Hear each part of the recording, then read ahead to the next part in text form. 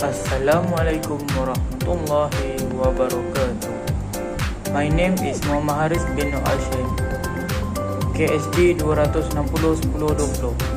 I will tell about the story of Prophet Yunus preaching to his people.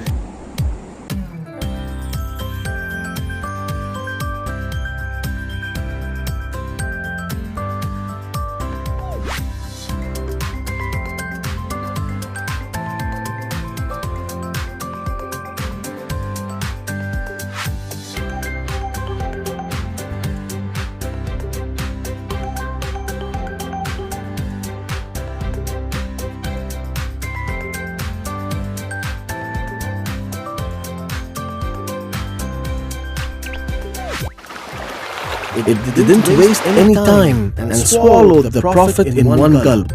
The whale shut its ivory teeth as if they were white bolts locking the door of his prison. It then dived to the bottom of the sea. The prophet imagined himself to be dead, but his senses became alert when he figured that he was able to move. He realized that he was alive and knew that he was imprisoned. In his loneliness, he started to think over what had happened in the town and realized that he should have never left the town. Instead, he should have stayed and kept on speaking to the people, asking them to return to Allah. In his despair, the prophet started to pray with all his heart to Allah. "Oh Allah, there is no God apart from you. You alone do I praise and honor. I have done wrong. If you do not help me, I shall be lost forever."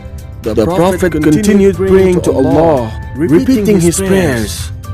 Fishes, whales and many other creatures that lived in the sea heard the voice of the prophet's prayers coming from the whale's stomach.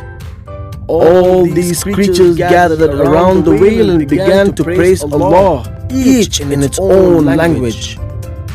The whale also participated in praising Allah. Then he understood that he had swallowed the prophet. When he realized this, he felt afraid at first. He then said to himself, "Why should I be afraid? Allah commanded me to swallow him." Allah Almighty saw the sincere repentance of the Prophet and He decided to save him. He commanded the whale to go to the surface and eject the Prophet onto the shore. The whale obeyed and swam to the surface of the ocean. He then ejected the Prophet onto a remote island. The Prophet was very sick now because of the acids inside the whale's stomach. His skin was inflamed, and when the sun rose, the rays burned his body. The Prophet was on the verge of screaming with pain by now, but he endured the pain and continued his prayers to Allah subhanahu wa ta'ala. Allah subhanahu wa ta'ala then caused a tree to grow behind where the Prophet was praying. This tree protected the Prophet from the harsh rays of the sun, and it gave him nourishing fruits as well. Gradually he regained his strength and found his way back to Nineveh.